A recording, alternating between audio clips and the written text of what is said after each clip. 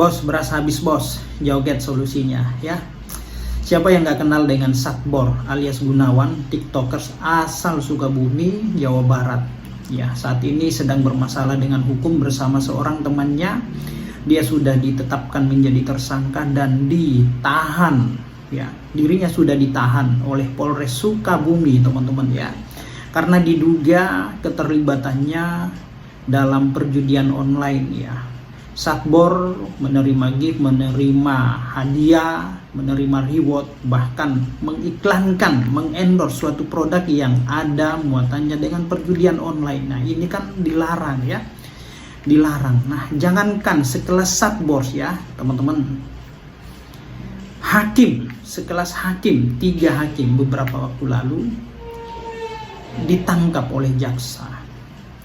Bahkan ada mantan pejabat Mahkamah Agung pun juga ikut ditangkap karena mereka lakukan tindakan melawan hukum, korupsi, gratifikasi, menerima suap ya. Apalagi judi online, kita tahu bahwa penegak hukum saat ini, apalagi di bawah kepemimpinan Presiden Prabowo, ini hukum lagi galak-galaknya ya, maka jangan main-main ya. Koruptor, pelaku judi online ini lagi diberantas ya. Nah, ini.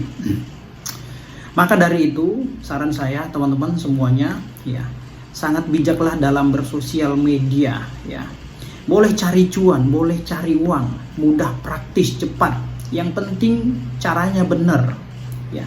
Caranya benar, tidak melanggar aturan, tidak melanggar undang-undang. Nah, seperti Satbor ini kasihan ya. Awam hukum terjerumus dengan persoalan hukum ya.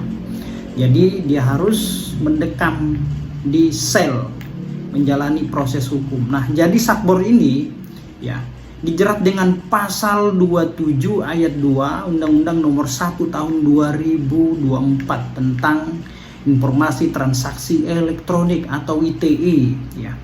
Mentransmisikan, menyebarkan informasi dokumen elektronik atau ya dokumen yang mudah diakses melalui jaringan sosial.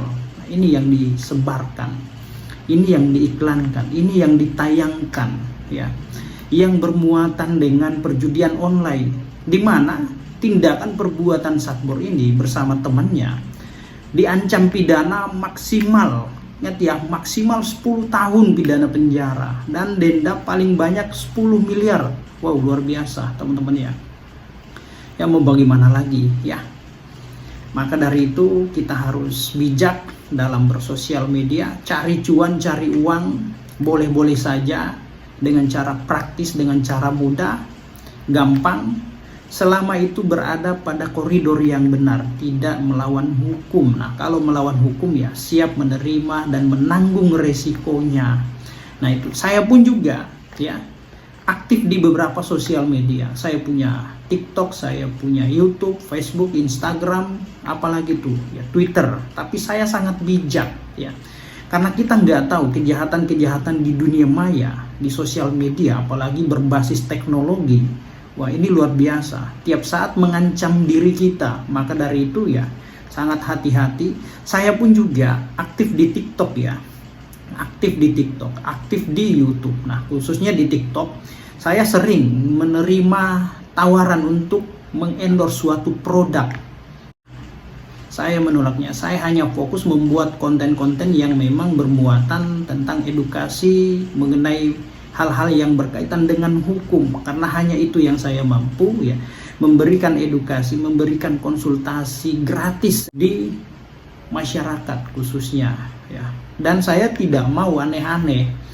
Kalau kita aneh-aneh ya tentu ada resikonya. Nah, itu yang saya pikirkan. Nah, kami ini ya memang praktisi hukum, tetapi sangat takut dengan persoalan hukum. Setiap atau ketika mau bertindak tentu berpikir dulu, apakah ketika saya melakukan suatu aktivitas, kegiatan ini bertentangan dengan aturan yang ada atau tidak ya. Saya penakut sebenarnya.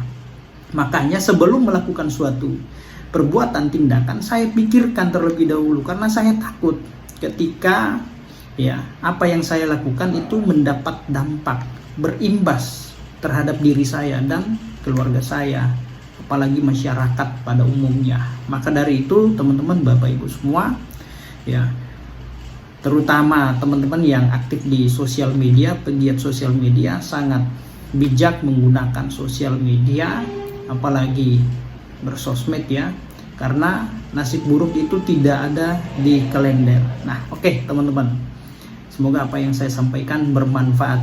Demikian.